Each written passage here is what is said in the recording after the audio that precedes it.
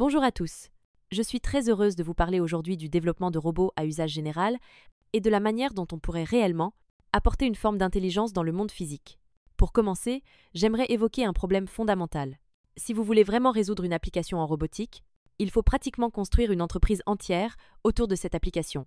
Il faut créer une société dédiée à la logistique, une autre pour l'automatisation en laboratoire, une pour les robots de cuisine, une autre encore pour les robots chirurgicaux, etc. Et c'est extrêmement difficile, car cela implique de développer du nouveau matériel, de créer des logiciels sur mesure, de concevoir des mouvements spécifiques à l'usage ciblé, de gérer tous les cas particuliers.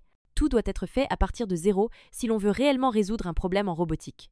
C'est pour cela que beaucoup d'entreprises de robotique n'ont pas réussi à faire entrer les robots dans le monde réel, dans notre quotidien, de façon concrète et efficace. J'ai cofondé une entreprise appelée Physical Intelligence qui cherche justement à résoudre ce problème.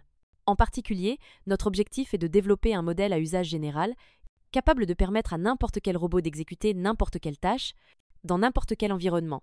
Nous pensons que ce type de modèle généraliste pourrait être plus efficace et plus simple à utiliser que les modèles conçus spécifiquement pour une tâche, tout comme on l'a vu avec le développement des modèles fondamentaux dans le langage et d'autres domaines. Par exemple, aujourd'hui, si vous voulez créer un assistant de programmation, vous ne partez plus de zéro avec un modèle entraîné uniquement sur du code. Vous partez d'un modèle fondation, prêt, entraîné sur de grandes quantités de données, bien au-delà du code.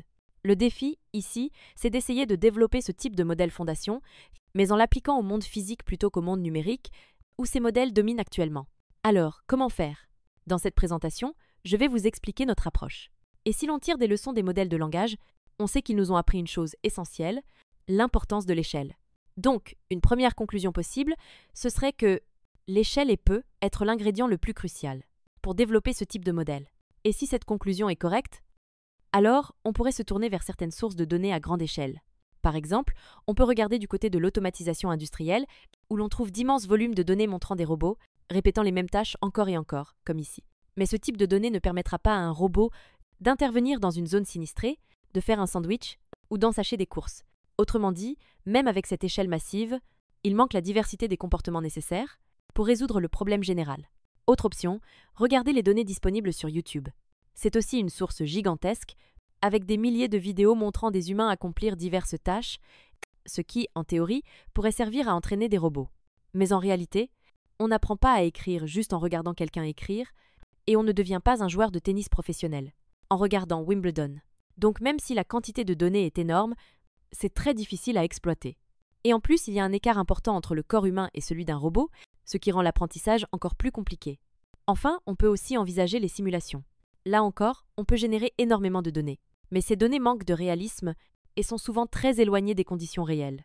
Donc, la leçon à tirer ici, c'est que l'échelle est indispensable pour créer des modèles capables de généraliser en conditions réelles ouvertes, mais ce n'est pas suffisant à elle seule. Autrement dit, vous avez besoin de données massives, mais cela ne suffit pas à résoudre tout le problème. Et c'est justement là, dessus, que nous travaillons chez Physical Intelligence. Voici un exemple de séquence de données que nous avons collectée. C'était à l'occasion de notre premier anniversaire, il y a quelques mois. Dans cette démonstration, vous voyez un téléopérateur en personne qui contrôle un robot à l'aide de bras mécaniques. Il utilise ses bras pour allumer une allumette, puis pour allumer une bougie avec cette allumette. Avec ce type de données, nous pouvons entraîner des robots à réaliser une grande variété de tâches. J'aimerais donc vous présenter certains de nos résultats récents dans notre tentative de développer une forme d'intelligence physique à partir de données réelles en robotique, à grande échelle. Alors, il faut préciser que grande échelle, ici, ça signifie à l'échelle des standards actuels en robotique, ce qui reste très limité par rapport au volume de données que nous devrions avoir à disposition dans les prochaines années. Nous allons examiner notamment si les robots peuvent réaliser des tâches complexes, demandant de la dextérité et de la coordination sur le long terme, réussir dans des environnements qu'ils n'ont jamais vus, répondre à des instructions ouvertes ou à des interactions imprévues. Et même si la robotique n'est pas votre sujet de prédilection, je pense que les enseignements que nous avons tirés en travaillant sur ces défis sont utiles bien au-delà du monde physique. Peut-on développer des robots capables d'accomplir des tâches complexes, avec de la dextérité, sur une longue durée? Dans cette première partie, je vais vous expliquer comment nous avons entraîné un modèle fondation Pi0 pour réaliser une tâche précise, vider un sèche-linge et plier du linge. À ce jour, je pense que c'est la démonstration la plus impressionnante que j'ai vue d'un robot dans le monde physique. C'est une tâche extrêmement difficile. On voit qu'il y a encore des erreurs des prises ratées, des gestes imprécis, mais c'est vraiment complexe. Il faut gérer la variabilité des vêtements, leur position, les plis, les déformations, et réussir malgré tout à manipuler chaque pièce correctement. La tâche entière prend environ 10 minutes, et il y a de nombreuses occasions d'échouer, parfois gravement, comme si un vêtement tombait au sol, ce qui complique la suite. Il faut donc être capable de se relever même après de petites erreurs. J'ai moi-même beaucoup travaillé sur ce robot plieur de linge, avec Michael et Suraj, et bien sûr avec le soutien et les contributions de toute l'équipe de Physical Intelligence. Alors, comment aborde-t-on un tel problème? C'est une tâche extrêmement difficile pour un robot. Nous avons commencé de façon simple. La question de départ, c'était est-ce qu'un robot peut plier un t-shirt d'une seule taille et d'une seule marque? Puis, est-ce qu'il peut aplatir dynamiquement ce t-shirt, toujours avec ces mêmes contraintes? En partant sur un cas aussi simple, le problème devient beaucoup plus abordable. On a d'abord collecté des données par téléopération, puis on a entraîné une politique via apprentissage par imitation. Notre modèle faisait environ 100 millions de paramètres et il faisait la correspondance entre les images issues des caméras du robot et les positions cibles de ses articulations. Le contrôle s'effectue à 50 Hz et nous avons fondé l'entreprise autour de mi-mars 2024. Quelques mois plus tard, après avoir tout mis en place, on a obtenu une politique capable de plier de façon assez fiable. Un t-shirt d'une seule taille et d'une seule marque. Là, vous me voyez en train de tester cette politique. On a aussi voulu expérimenter des mouvements dynamiques, car il faut une synchronisation précise avec la fréquence de contrôle pour pouvoir réussir ce type de geste. Voici donc quelques-uns de nos premiers essais. Sur le problème du pliage de linge. À partir de là, on a voulu rendre le problème progressivement plus difficile. Au lieu de commencer avec un t-shirt déjà à plat sur la table, on l'a placé en position froissée, comme ici. Et il s'avère que ça augmente énormément la difficulté. Voici quelques vidéos de nos premières tentatives, pour entraîner le robot à plier ses t-shirts. Le robot s'en sort mal. Il fait parfois des gestes qui paraissent logiques, mais n'arrive pas réellement à progresser dans la tâche. Lors de nombreux tests, on obtenait 0% de réussite et on avait beaucoup de mal à avancer. Ce scénario soulève un vrai défi. Comment gérer la variabilité des vêtements dans la manière dont ils peuvent être froissés sur la table? On a commencé à observer des signes positifs vers la fin juin de l'an dernier. Ici, par exemple, le robot parvient à commencer à aplatir le t-shirt, puis à le plier de manière plutôt correcte à partir de cet état initial. Ce n'est toujours pas parfait, et comme vous le voyez, ça prend beaucoup de temps. La vidéo est accélérée 8 fois, donc ce n'est clairement pas encore à la vitesse que l'on pourrait attendre pour un usage réel. Malgré ces premiers progrès, le taux de réussite restait très bas, et on a ensuite testé une version encore plus complexe de la tâche. Le linge commence dans un panier à linge, et on introduit des t-shirts et des shorts de taille variée. Là encore, le robot a énormément de mal. Dans de nombreux tests, le taux de réussite restait à 0%, et on peinait à faire en sorte que le robot apprenne quoi que ce soit. À ce stade, on commence à envisager plusieurs pistes. Peut être que le robot a besoin de mémoire, ou d'un historique d'action, ou simplement d'un entraînement plus long pour les modèles. Peut-être qu'on devrait effectuer le contrôle dans l'éperon espace effecteur plutôt que dans l'espace des articulations du robot. On savait aussi qu'il y avait des problèmes de calibration dans nos encodeurs et il nous fallait probablement une calibration plus cohérente. Peut-être qu'il fallait conditionner le modèle sur plus d'informations ou intégrer une forme de hiérarchie, car c'est une tâche longue qui nécessite d'être décomposée en sous-tâches. Peut-être qu'il nous fallait des images de meilleure résolution ou bien introduire des interventions manuelles dans la collecte des données. On a testé un bon nombre de ces hypothèses et on a traversé environ 2 à 3 mois d'échecs où rien ne fonctionnait vraiment. Mais à un moment donné, on a eu une sorte de percée. Ce qui a fait la différence, c'est qu'on s'est inspiré du monde des modèles de langage. Au lieu d'entraîner directement une politique sur l'ensemble de nos données, on a décidé de faire une entraînement global, puis un affinage, fine-tuning, sur un jeu de démonstration soigneusement sélectionné, de haute qualité et bien calibré. Et là, on a vu que le robot commençait réellement à progresser. Il parvenait à plier des vêtements de manière bien plus fiable. Cette vidéo montre le premier cas où le robot a réussi à plier 5 vêtements de suite et à les empiler correctement. Ce jour-là, je suis rentrée chez moi très enthousiaste. C'était en septembre 2024, plusieurs mois après nos premiers tests. Alors évidemment, ce n'est toujours pas parfait. Il faut 20 minutes pour plier 5 vêtements. Mais cette méthode semblait réellement débloquer des capacités nouvelles chez le robot. Ici, vous voyez un exemple d'échec. Le robot tente de plier le t-shirt bleu 7 fois avant d'y arriver. Autre échec. Il pousse la pile dans un coin de la table, essaie de la réarranger et finit par la faire, glisser hors de la table, puis continue comme si de rien n'était.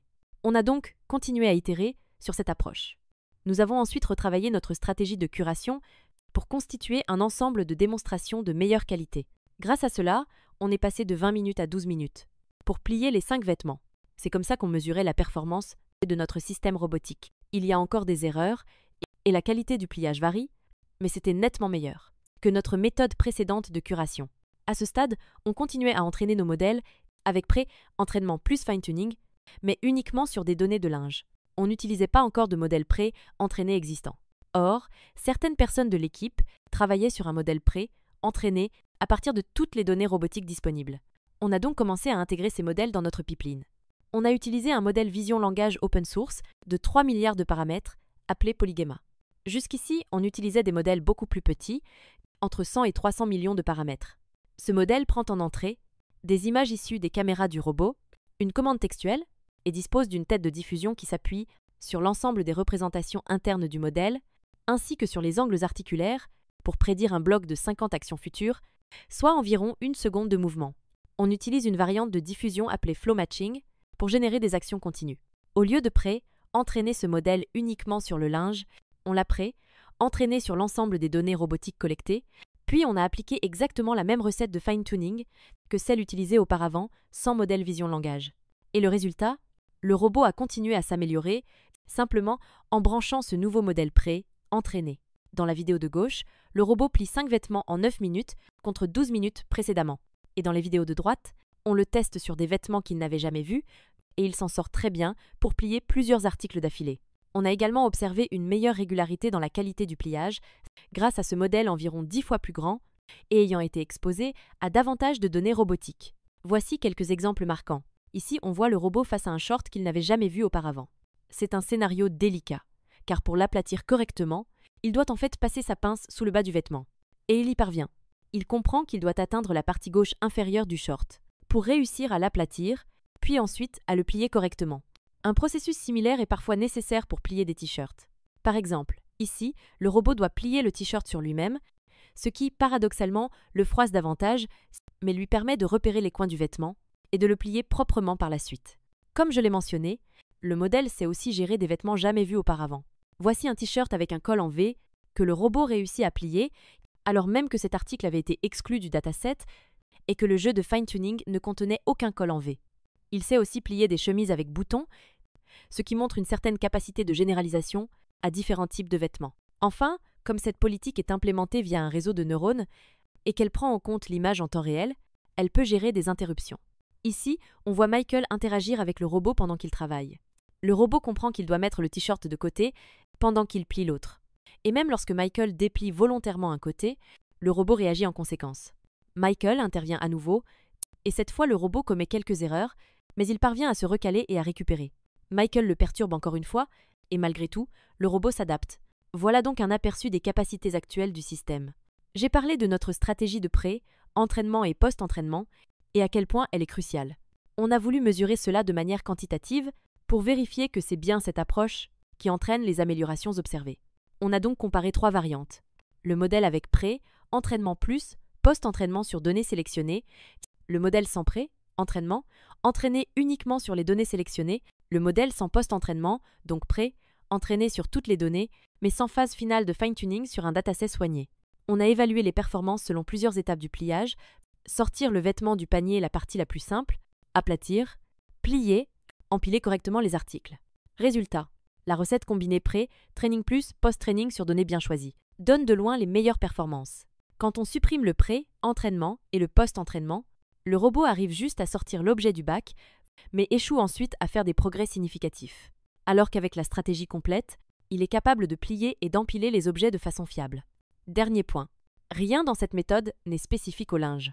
On a donc réutilisé exactement la même recette et effectué un fine-tuning sur d'autres tâches. Par exemple, ici, le robot doit nettoyer une table et réussit la tâche avec succès, sans que ce soit un scénario très travaillé auparavant. Il arrive aussi à verser des grains de café dans un moulin, il peut former le fond d'une boîte en carton, une tâche exigeant une bonne dextérité, et enfin, il est capable d'allumer une bougie avec une allumette, toujours avec cette même approche, entraînement général, puis fine-tuning ciblé. Tout cela montre l'intérêt des modèles fondation pour résoudre différentes tâches robotiques.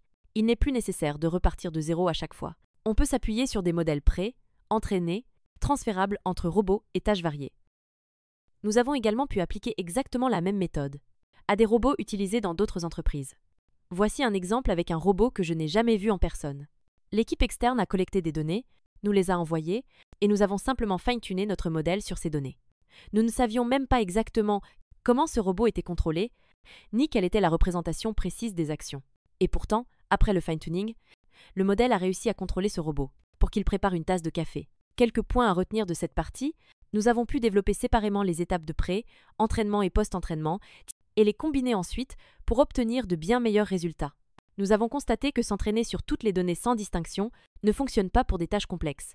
Le pré, entraînement global, suivi d'un post-entraînement sur données sélectionnées, donne des performances nettement supérieures. Et nous avons résolu ce problème complexe du pliage de linge en progressant par étapes, en partant de t-shirts simples pour aller vers des variantes de plus en plus difficiles. Mais il y a bien sûr plusieurs limitations. L'une d'elles est que ces robots ont toujours été entraînés dans les mêmes environnements que ceux où ils sont testés. Autrement dit, on peut récolter beaucoup de données dans un environnement donné et y déployer un robot performant, mais le moindre changement dans l'environnement peut remettre tout en question. Or, dans la réalité, on veut que ces robots puissent fonctionner dans des lieux qu'ils n'ont jamais vus.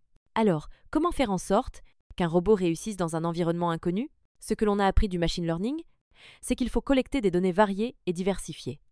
Nous avons donc commencé à collecter des données de rangement de chambre et de cuisine dans de nombreux environnements différents. Voici un extrait représentatif de ce dataset. Nous avons récolté des données dans des maisons situées à San Francisco, ainsi que dans des cuisines et chambres simulées très variées. Au total, nous avons couvert plus de 100 pièces uniques, intégrées dans un ensemble plus vaste de pré, entraînement. Nous avons donc entraîné nos modèles sur des données de manipulation mobile diversifiées, en incluant à la fois la prédiction d'action de bas niveau et la prédiction de sous-tâches de haut niveau permettant d'exécuter une tâche complète. Nous avons aussi utilisé d'anciennes données de manipulation statique, également très variées, collectées dans notre bureau, dans des labos, ainsi que des données issues du web et des données d'instruction de haut niveau. À noter que les données de manipulation mobile, pour le rangement de cuisine et de chambre, ne représentaient que 2-4% du mélange total de pré-entraînement. La leçon ici, c'est qu'on a pu activer une nouvelle tâche et même utiliser un robot entièrement différent, sans avoir besoin de tout recommencer côté collecte de données. Le reste du dataset ne contenait aucun exemple de manipulation mobile avec ce robot-là. C'est encore une fois l'exemple typique de ce que permettent les modèles fondations. Ils facilitent l'ajout de nouvelles tâches, de nouvelles applications, sans repartir de zéro. Cela dit, ce n'était pas simple. L'un des problèmes qu'on a rencontrés, c'est que le modèle avait tendance à ignorer les instructions en langage naturel. Par exemple, on lui demande ici de prendre la planche à découper et il prend une assiette à la place. On recommence, même demande, même erreur.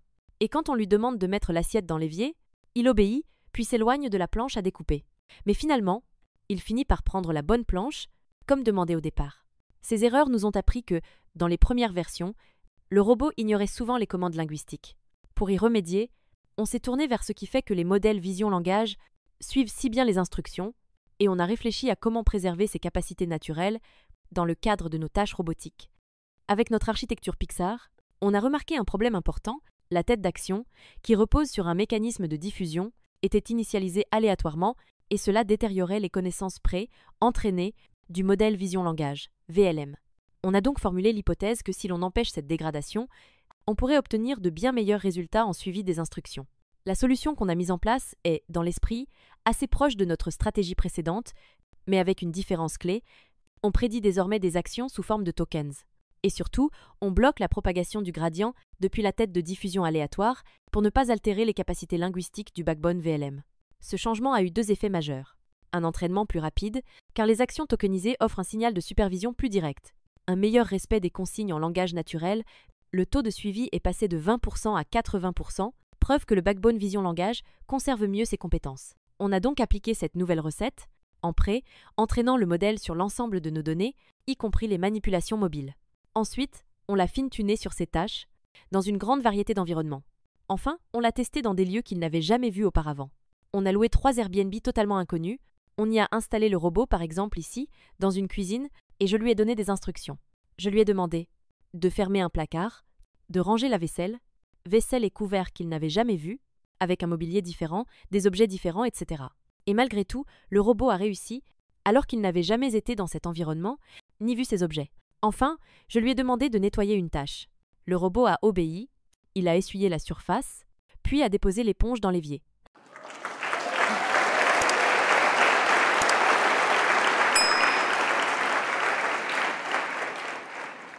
Le robot est également capable d'intervenir dans une chambre.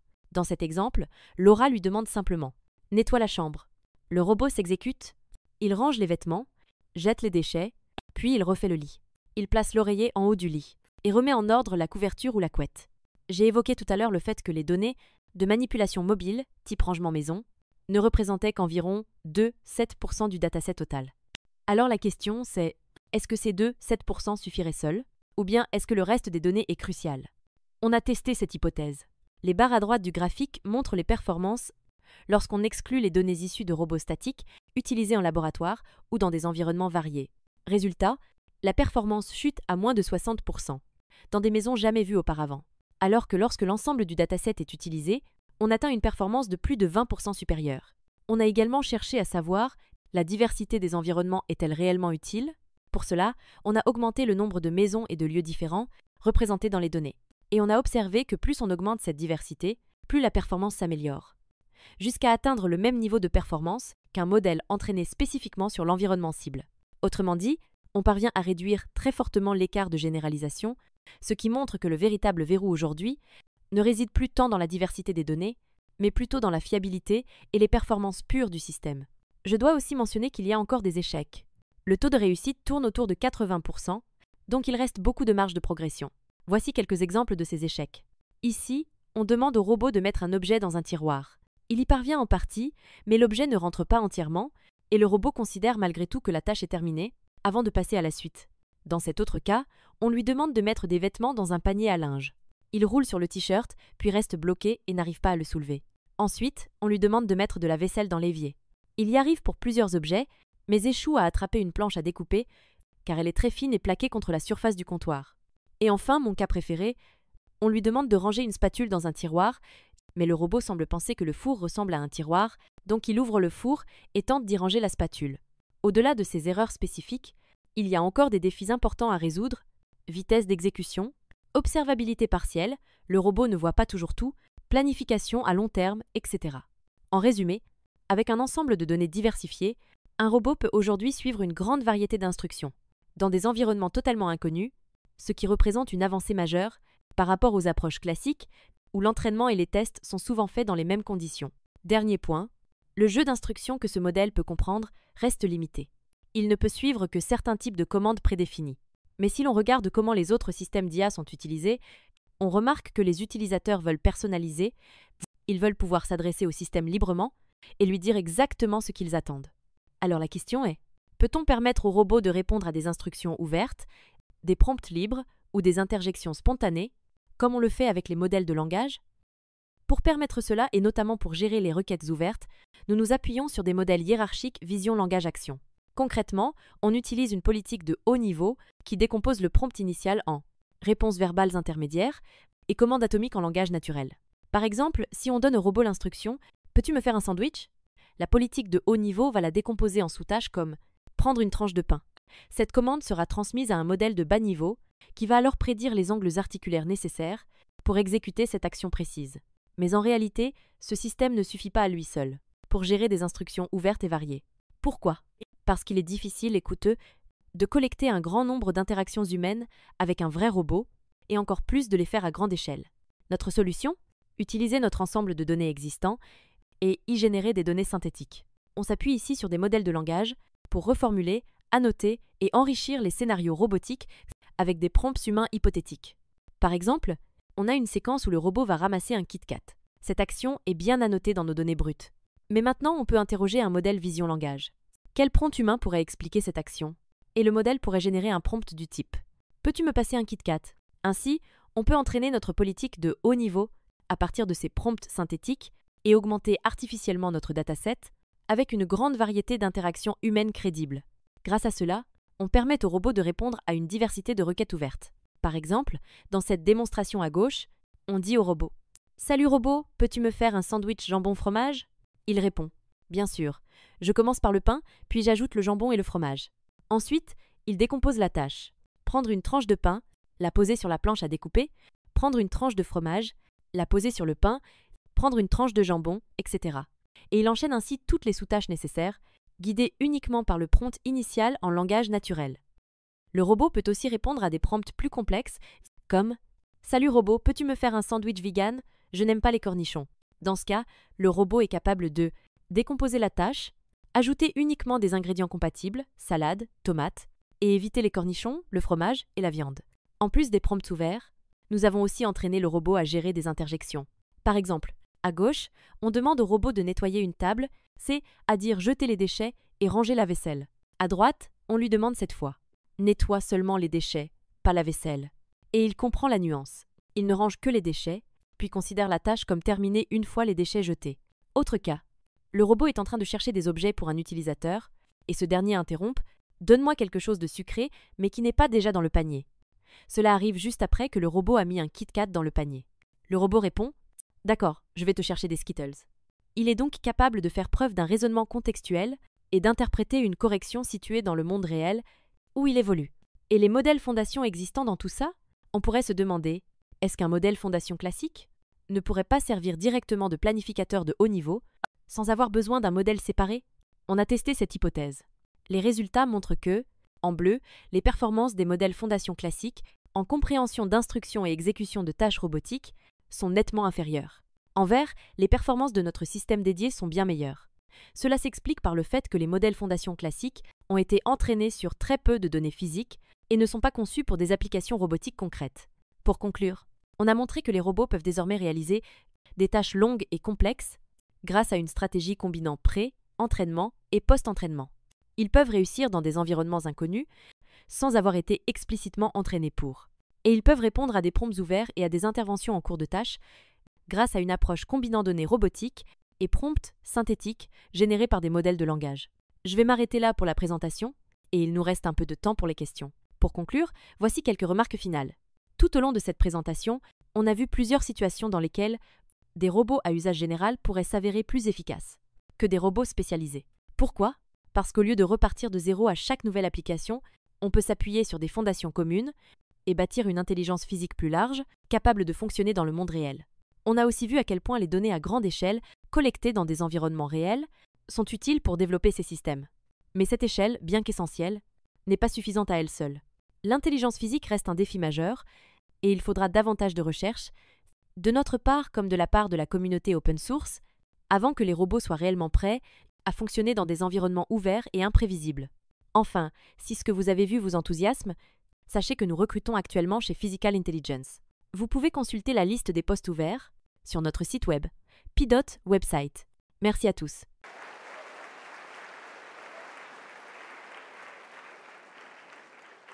Je suis ravie de répondre à vos questions.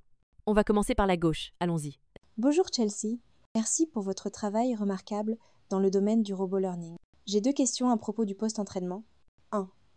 Vous avez insisté sur l'importance d'avoir des données d'action de haute qualité. Quels sont selon vous les éléments clés qui définissent cette qualité? 2. Quel rôle voyez-vous pour le renforcement, RL, dans cette phase de post-entraînement? Est-ce que vous pensez qu'il sera central ou secondaire à l'avenir? Oui, tout à fait. Pour répondre à la première question, ce qui compte vraiment, c'est la cohérence des données et la clarté de la stratégie suivie. On cherche des démonstrations où la tâche est accomplie de manière fiable et efficace, avec peu d'erreurs. C'est cette régularité qui fait toute la qualité du dataset. Concernant votre deuxième question, je pense que le reinforcement learning peut jouer un rôle très important dans le post-entraînement, notamment parce qu'il permet d'utiliser des données en ligne issues directement de l'expérience du robot en environnement réel. Cela peut améliorer significativement le taux de réussite et rendre le robot plus rapide que s'il était uniquement entraîné par apprentissage par imitation. Bonjour, merci beaucoup pour votre présentation. Votre travail est vraiment passionnant et il ne fait aucun doute qu'il aura un impact important dans le futur. Mais j'aimerais vous poser une question un peu plus directe. Comment trouvez-vous des financements à ce stade? Parce que, honnêtement, j'imagine que ce n'est pas simple de convaincre des investisseurs, de mettre de l'argent dans un robot qui plie du linge ou qui fait la vaisselle. Oui, c'est une très bonne question. Je dirais d'abord que notre objectif ne se limite pas aux applications domestiques. Notre ambition, c'est vraiment de résoudre le problème plus global de l'intelligence physique. On commence par des tâches comme plier du linge ou faire la vaisselle, car ce sont des cas où il est plus facile de progresser rapidement, mais on travaille aussi sur des choses plus complexes, comme brancher un câble Ethernet ou former une boîte en carton, des actions qui demandent précision, planification et adaptation. Je pense que ce problème a un énorme potentiel d'impact, pas seulement dans les foyers, mais aussi dans de nombreux autres domaines. Et même à domicile, il existe un marché gigantesque pour ce type de technologie robotique. En ce qui nous concerne, on n'a pas rencontré beaucoup de difficultés pour lever des fonds. Et de manière plus générale, beaucoup de startups en robotique y parviennent aussi récemment. Pourquoi? Parce qu'aujourd'hui, ça commence à fonctionner pour de vrai. Quand j'ai commencé à travailler sur ces sujets, il y a plus de 10 ans, rien ne marchait vraiment. Aujourd'hui, on arrive à des résultats concrets, visibles, et ça crée beaucoup d'enthousiasme autour de cette technologie. Bien sûr, il reste encore énormément à faire, mais globalement, l'intérêt des investisseurs est bien réel et les financements suivent. Merci beaucoup. J'ai 2 questions, une plutôt technique et une un peu plus large. Côté technique, d'après ma compréhension, VLA, Vision Language Action, reste aujourd'hui un cadre relativement distinct des approches de modélisation du monde, World Modeling. Je me demandais comment vous envisagez l'interaction entre ces 2 approches. Avez-vous des projets pour les intégrer? Car il me semble que les politiques VLA pourraient vraiment bénéficier de la modélisation du monde, notamment pour anticiper et planifier dans des situations plus complexes. Et plus largement, je me demandais, quelles sont, selon vous, les couches d'infrastructure les plus importantes à développer pour permettre un déploiement réel de ces modèles? Je pense par exemple à des aspects comme l'explicabilité, la traçabilité ou la sécurité. Quels éléments vous semblent prioritaires pour rendre ces systèmes fiables dans le monde réel? Oui, excellente question. Alors, sur le premier point, il existe des manières assez naturelles d'intégrer les objectifs de modélisation du monde dans les modèles Vision Langage Action. Nous avons fait certains travaux où, au lieu de simplement prédire la prochaine action, on prédit une image de sous-objectif intermédiaire, c'est à dire ce qui devrait se passer dans le futur pour accomplir la tâche, et ensuite, on prédit une action à partir de cela. Et on a observé quelques signes encourageants, ça semble assez prometteur. Donc je pense qu'il y a des façons de fusionner les 2 approches.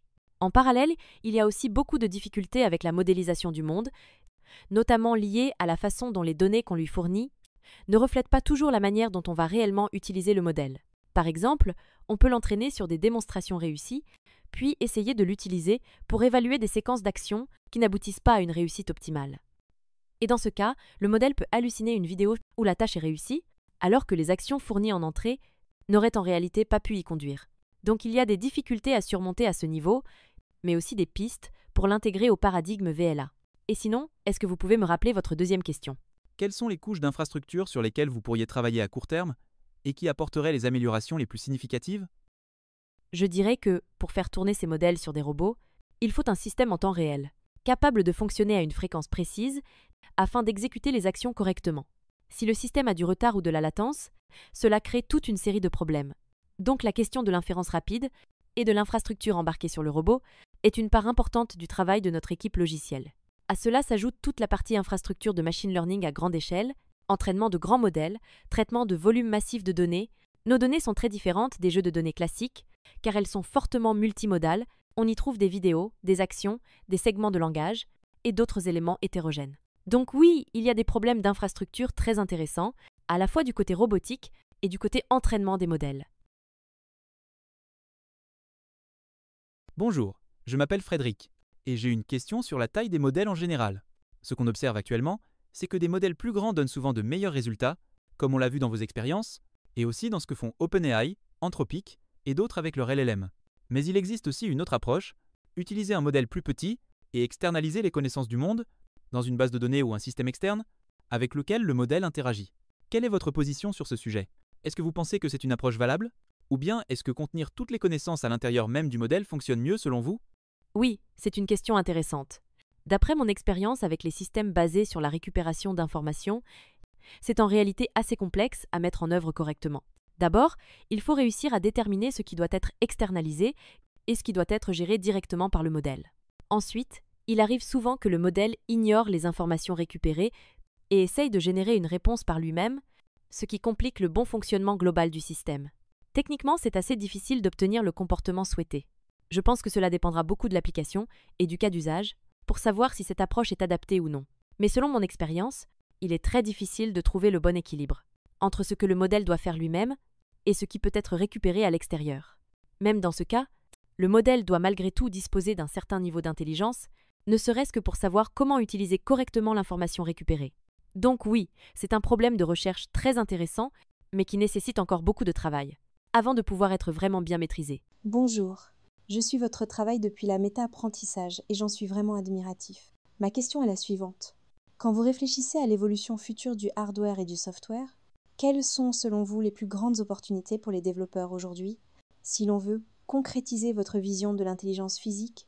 Je pense qu'il existe de nombreuses opportunités pour améliorer ces systèmes, et aussi beaucoup de questions encore ouvertes. Comme je le mentionnais plus tôt, il y a un vrai besoin de meilleures infrastructures du côté robotique. Il existe bien un peu de code open source, mais globalement, c'est un domaine où les opportunités sont nombreuses et où peu de gens travaillent activement pour le moment. Il y a aussi beaucoup à faire du côté logiciel. Ce que j'apprécie particulièrement dans l'IA et l'informatique en général, c'est l'existence d'une communauté open source très dynamique. Et là, il y a énormément d'opportunités pour contribuer à cette communauté, participer à la collecte de données, travailler sur des modèles open source, corriger des bugs, affiner les modèles, explorer de nouvelles stratégies de fine-tuning. Bref, il y a beaucoup à faire, en particulier du côté recherche et open source. Bonjour Chelsea. Comme tout le monde ici, je suis un grand admirateur de votre travail. Merci de tout ce que vous partagez. J'ai récemment lu plusieurs travaux de votre équipe, et en particulier la thèse de doctorat de Seraj, qui m'a beaucoup appris sur le scaling de la robotique dans le monde réel grâce aux données. Ma question est la suivante. Comment voyez-vous l'avenir des données synthétiques pour la robotique? Avec les LLM, on observe une transition, non pas un abandon du pré-entraînement, mais un passage des données humaines vers des données synthétiques, générées automatiquement, avec beaucoup de filtrage et d'auto-évaluation. Pensez-vous que cette approche, générer des environnements synthétiques ou des modèles de récompense, générés automatiquement, aura un impact fort sur le développement de la robotique dans les années à venir? Oui, j'ai beaucoup de choses à dire sur ce sujet. Je pense qu'au final, rien ne remplacera les données réelles. On aura toujours besoin de grandes quantités de données robotiques collectées dans le monde réel pour entraîner des systèmes capables de généraliser efficacement. C'est une composante indispensable. Cela dit, la simulation et les données synthétiques peuvent être particulièrement utiles, notamment pour l'évaluation. Quand on cherche à généraliser à de nombreux environnements, il devient très difficile d'évaluer les performances d'un modèle, car il faudrait amener le robot physiquement dans chacun d'eux, ou bien construire ces environnements, ce qui est très complexe. La simulation rend tout cela beaucoup plus accessible, et c'est pourquoi je suis très enthousiaste à l'idée d'en exploiter les possibilités. Je précise aussi que, dans le cas des modèles de langage, les données synthétiques ne correspondent pas exactement à de la simulation en robotique, mais davantage à une forme de renforcement. Beaucoup de ces données sont générées par le modèle lui-même, en testant différentes manières d'accomplir une tâche. L'équivalent en robotique serait un robot qui tente, apprend de ses essais et s'améliore à partir de ses propres erreurs. Ce type de données actives jouera un rôle essentiel dans le post-entraînement, et c'est une direction sur laquelle nous travaillons activement. Je pense que c'est une orientation à fort potentiel. Merci. Cool, je crois qu'on a encore le temps pour une dernière question. Désolée, on ne pourra pas répondre à tout le monde. Oui, salut. C'est vraiment génial de te voir. En tant qu'ancienne du MIT, travailler sur des sujets aussi passionnants en robotique et venir nous parler de robotique et d'entrepreneuriat.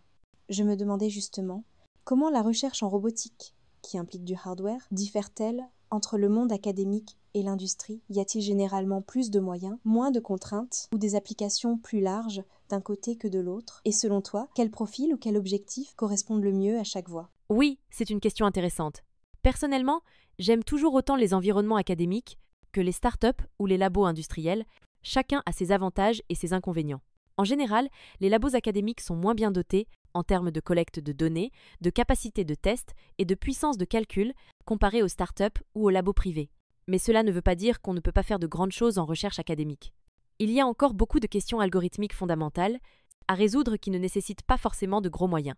Dans l'industrie ou les startups, on peut explorer des questions liées à l'entraînement de très grands modèles, à l'échelle des données, et observer ce qui se passe quand on passe à grande échelle. Et c'est très précieux aussi. Je pense qu'il y a de la valeur dans les deux mondes et que l'écart entre les deux est souvent exagéré. D'ailleurs, même dans les labos industriels, on aimerait souvent avoir encore plus de ressources. Et paradoxalement, quand on en a beaucoup, on peut devenir moins rigoureux, moins attentif au choix d'expérience et parfois plus gaspilleur que si l'on était limité en calcul. Donc avoir plus de moyens n'est pas toujours un avantage et cela peut aussi avoir ses effets pervers, d'après mon expérience. Je suis vraiment désolée, mais puis-je juste vous poser une dernière question rapide sur l'architecture? Je sais que les lois de passage à l'échelle ont bien fonctionné, avec les architectures basées sur les transformers, et je me demandais, dans une architecture VLM, qui est à la base conçue pour traiter des tokens textuels, et qui ne dispose pas de modules dédiés à la perception physique, comment gérez-vous cet aspect? Oui, nous avons tokenisé les actions, et je vous encourage à consulter notre article intitulé « Fast Tokenizer » qui explique en détail notre approche pour y parvenir. Et voilà, on va s'arrêter ici. Merci à tous, et j'espère que vous avez apprécié l'événement.